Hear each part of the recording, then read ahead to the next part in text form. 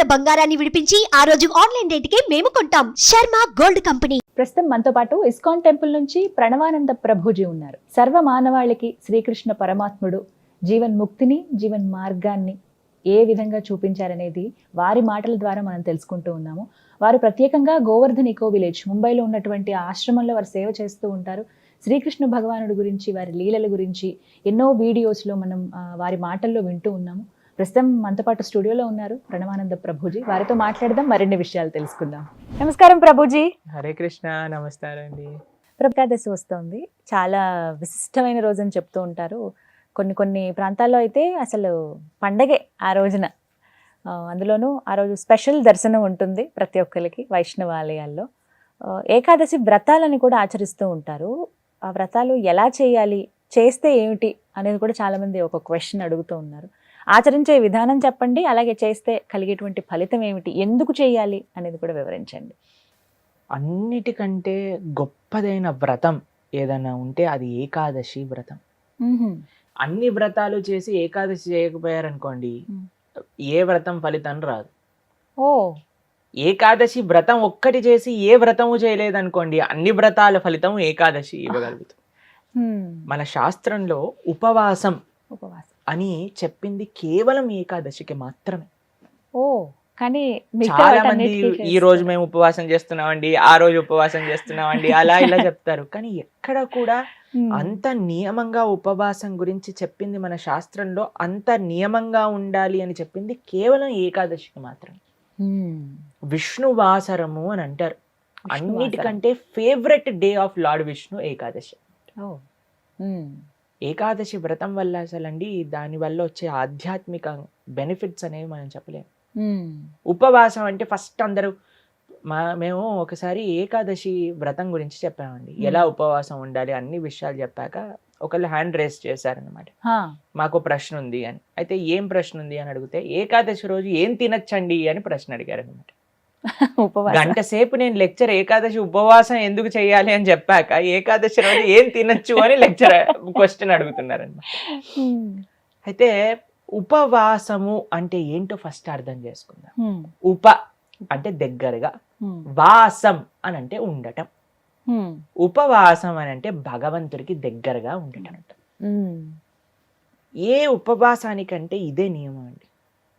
చాలా మంది ఏం చేస్తారు తెలుసా అండి, మేము ఈరోజు కటిక ఉపవాసం, నీళ్లు కూడా స్వీకరించట్లేదు అని హ్యాపీగా టీవీ ఆన్ చేసుకొని ఇలా బెడ్ పైన పడుకొని ప్రొద్దున నుంచి రాత్రి రాకే ఏ సీరియల్లో ఏ సినిమాలు చూస్తూ ఉంటారు. అయ్యా లేచి గుడికి రండి అండి, నామం లేదు, శరీరంలో ఓపిక లేదు, నిర్జల వ్రతం ఈరోజు. మనం అండి దేన్నైనా సరే ఎంత మెటీరియలిస్టిక్ గా మార్చే శక్తి మానవుడి దగ్గర ఉందండి. శివరాత్రి రోజు జాగరణ చేయండి అంటే లేట్ నైట్ షోలు వాటిలలో సినిమా థియేటర్లో కూర్చొని జాగరణ చేస్తుంటారు.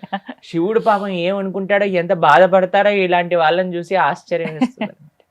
మనం దేన్నైనా సరే ఎలా పాడు చేయొచ్చో అంత, ఎంత ఫాస్ట్ గా మానవ బ్రెయిన్ పనిచేస్తుందంటే అంత పనిచేస్తుంది. ఉపవాసము అని అంటే, ఆ ఉపవాసం చేసే ఏకాదశి రోజు ఏం చెయ్యాలి అని అంటే, ఇంకా మరింత కృష్ణ సేవ, ఇంకా మరింత భగవన్నామం పలకటం. హరే కృష్ణ కృష్ణ కృష్ణ హరే హరే, హరే రామ రామ రామ హరే హరే. మరింత నామం చేసుకోవటం, మరింత భాగవత గీత వీటిని శ్రవణం చేయటం, అధ్యయనం చేయటం. ఇది ఉపవాసం, భగవంతుడు దగ్గరగా ఉండటం. మరి ప్రభుజీ ఉపవాసం అంటే తినకుండా ఎందుకు ఉండాలని చెప్తారు? ఇప్పుడు చూడండి, ప్రొద్దు నుంచి లేవంగానే తిండి గోలే కదండి మనకి. ఏం టిఫిన్ ఏం చేయాలి, దోశలు వేయటం, ఇడ్లీలు వేయటం, అటు వాయిల్ తీయటం, ఇటు చట్నీ చేయటం, ఇటు సాంబార్ చేయటం, పెట్టేయటం. దాని తర్వాత ఇది అయిపోగానే మళ్ళీ లంచ్కి ఏం కావాలి, భోజనం కోసం కూరగాయలు కట్ చేయటం, వంటలు చేయటం, మళ్ళీ తినగానే నిద్ర వస్తుంది, మధ్యాహ్నం పూట పడుకుంటాం, మళ్ళీ సాయంత్రం కావగానే ఇది అది. దాని తర్వాత మళ్ళీ రాత్రి డిన్నర్ ఏంటి, స్విగ్గీ జొమాటో అవి ఇవి, మళ్ళీ కిచెన్ క్లీన్ చేసుకోవడం, తూడ్చుకోవడం, బాసనలు తోముకోవడం, వీటిలలోనే రోజంతా పోతుంది. ఏం చెప్పారంటే, అయ్యా నువ్వు దేవుడికి దగ్గరగా ఉండాలంటే వీటిని కొద్దిగా దూరం పెట్టాలి, అప్పుడే సాధ్యం అవుతుంది. తినకపోయామనుకోండి, కొద్దిగా తగ్గించామనుకోండి, మనకి నిద్ర రాదు అంతగా. ప్లస్ ఇంత పెద్ద తతంగం మొత్తం కూడా ఆఫ్ అయిపోతుంది, ఎంత సమయం మెరిగిపోతుంది. మీరు ఒక్కసారి ప్రయత్నించండి, ఒకరోజు వంట తిండి ఈ రెండు ఆపేస్తే అసలు ఆ రోజు ఏంటి ఇంత పెద్దగా ఉంది మనకి అని అనిపిస్తుంది అనమాట. Long day. ఎందుకంటే అంత సమయం మనకు ఉండిపోతుంది. కాబట్టి ఏకాదశి రోజు ఏంటి నియమం, ముఖ్య నియమం ఏంటి అని అంటే ఎంత వీలైతే అంత భక్తితో ఉండటం, భగవంతుడి యొక్క ఆరాధన చేయటం, ఆలయానికి వెళ్ళడం, వైష్ణవుల సేవ చేసుకోవటం, భగవన్నామాన్ని జపం చేయటం, గీతా భాగవతాలు శ్రవణం చేయటం, సత్సంగంలో ఉండటం, ఇది ఏకాదశి ముఖ్య నియమం. దాని తర్వాత నియమం ఏంటి అని అంటే ఆహార నియమం పాటించాలి. ఏంటి ఆహార నియమం పాటించాలి అని అంటే ధాన్యంలో ఏకాదశి రోజు పాప పురుషుడు ఉంటాడు అని చెప్తారనమాట. ధాన్యం అని అంటే రైస్, దాల్, పప్పులు, తర్వాత గోధుమలు, తర్వాత వరి, వీటన్నిటిలో అనమాట. కాబట్టి ఆ రోజు మనం వీటి నుంచి దూరంగా ఉండి మరి ఏం స్వీకరించవచ్చు, పాలు, పండ్లు. తర్వాత మీకు అవి కూడా కాదండి, మరి మాకు ఇంకా శరీరం సహకరించట్లేదు, కొంతమంది ఉంటారు కదండి, బీపీ ఉంటుంది, షుగర్ ఉంటుంది, అటువంటి వాళ్ళు ఏం చేస్తారు అని అంటే మీకు సగ్గు బియ్యం అని దొరుకుతాయి, లేదా కొర్రలు అని దొరుకుతాయి అనమాట. వాటిని ఇవన్నీ కొన్ని ఏకాదశి రోజు స్వీకరించవచ్చు అని ఎలవ్ చేస్తున్నాం అనమాట.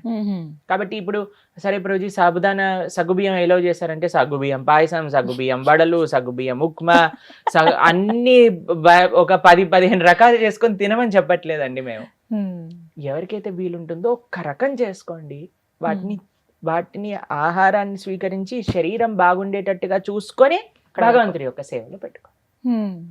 కాబట్టి ఏకాదశి ప్రధాన నియమం ఏంటి అని అంటే భగవంతుడి దగ్గరగా ఉండట. కానీ కొంతమంది కటిక ఉపవాసం అని ఉంటారండి, నీళ్లు మాత్రమే స్వీకరిస్తారు ఆ రోజు. నీళ్లు కూడా స్వీకరించరు, దాన్ని కటిక ఉపవాసం అంటారు, నిర్జల వ్రతము అని అంటారు అనమాట. చెయ్యండి ప్రభుజీ, మేము నిర్జల చేస్తూ బ్రహ్మాండంగా ప్రొద్దు నుంచి రాత్రి దాకా జపం చేసుకునే శక్తి మా దగ్గర ఉంది అని అంటే పర్ఫెక్ట్. లేదండి మాకు ఏదన్నా లోపలికి వెళ్ళండి, మాకు బ్రెయిన్ పనిచేయదు అని అన్న వాళ్ళు పాలు స్వీకరించండి, లేదండి పండ్లు స్వీకరించండి, లేదండి సగ్గుబియ్యంతో కొద్దిగా ఉండొచ్చా. ఇందాక మీరు అన్నారు కటిక ఉపవాసం కనీసం. చాలా మంది భక్తులు ఉంటారు, మా ఆశ్రమంలో ఎంతో మంది ఉంటారు. మరి మీ విషయం ఏంటి ప్రభుజీ, మీరు ఉండరా అని అంటే మేము మధ్యాహ్నం వరకు మాత్రం నీరు తీసుకోకుండా, ఏమి ఆహారం తీసుకోకుండా ఉపవాసం. మధ్యాహ్నం పూట కొద్దిగా పాలు, కొద్దిగా పండ్లు అలాంటివి స్వీకరిస్తాం అన్నమాట. అలా మేము ఏకాదశి ఉపవాసం చేయడానికి ప్రయత్నం. వ్రతం, ఏకాదశి వ్రతం అంటే ఏ విధంగా? ఉపవాసమే ఆనిస్తేనే వ్రతం అంటారు. ప్రతి నెలలో 2 ఏకాదశులు వస్తాయి. అవును. ఆ 2 ఏకాదశులు సంవత్సరం పాటు మొత్తం అన్ని ఏకాదశులు కానీ మనం ఉండగలిగితే దానికంటే గొప్ప వ్రతం ఇంకొకటి లేదు. ఏం జరుగుతుంది ఏకాదశి వ్రతం చేస్తే? భగవంతుడి యొక్క పూర్తి కృప మన పైన ఉంటుంది. ఏకాదశి భక్తి జనని అని అంటారు. మన మనసులో భగవంతుడి పట్ల ప్రేమ కలుగుతుంది, దానికంటే గొప్ప వరం ఇంకేం కావాలండి. నిజమే కదా. కాబట్టి ఏకాదశి వ్రతం తప్పకుండా చేయాలి. అందరూ కూడా ఆ ఏకాదశి వ్రత మహాత్యాన్ని తెలుసుకోండి, చక్కగా ఏకాదశి వ్రతాన్ని ఆచరించడానికి ప్రయత్నం చేయండి. ఇప్పుడు వైకుంఠ ఏకాదశి చాలా అద్భుతమైన రోజు, మీరు సంకల్పం తీసుకొని ముందుకెళ్ళడానికి. చాలా మంది మమ్మల్ని అడుగుతుంటారు, రోజు మా ఇంట్లో ఎవరో వెళ్ళిపోయారు, లేదా మాకు మైల్ ఉంది, అశౌచం ఉంది, మీరు ఎలా ఉన్నా ఏం జరుగుతున్నా ఏకాదశి మాత్రం పాటించవచ్చు, దాంట్లో ఏం ప్రాబ్లం. ఆ రోజు ఖచ్చితంగా ఇవి వింటే బాగుంటుంది, ఇవి పఠిస్తే బాగుంటుంది. భాగవతం వినాలి, భాగవతం చదువుకోవాలి, భగవన్నామం జపం చేయాలి, కీర్తన చేసుకోవాలి, ఆలయానికి వెళ్ళాలి, కృష్ణుడికి తులసితో అర్చన చేయాలి. ఇవన్నీ ఏకాదశికి చాలా మంచి. ఆ రోజున ప్రత్యేకించి ఉత్తర ద్వార దర్శనం ఉంటుంది. అవును, వైకుంఠ ద్వార దర్శనము అని అంటారు. అన్ని ఆలయాలలో మనకి కలుగుతుంది. చక్కగా దర్శనం చేసుకొని వైకుంఠ ఏకాదశి కాదండి, అన్ని ఏకాదశులకి ఇవే నియమాలు. భగవద్ ఆరాధన, భగవన్నామ జపం, భాగవత స్మరణ, ఇవే అన్ని ఏకాదశి. కాబట్టి తప్పకుండా ప్రతి ఒక్కళ్ళు చేయాల్సిన వ్రతం ఏకాదశి వ్రతం. ఎవరైనా ఆచరించవచ్చు, ఏ వయసు వాళ్ళైనా కూడా చేయవచ్చు, చేయదగింది అని అంటే కనుక. ఎస్, చేయగలమన్న ఓపిక ఉండాలి, ఆ ఆసక్తి, ఆ నిష్ట ఉంటే ఖచ్చితంగా ఎవరైనా పాటించవచ్చు.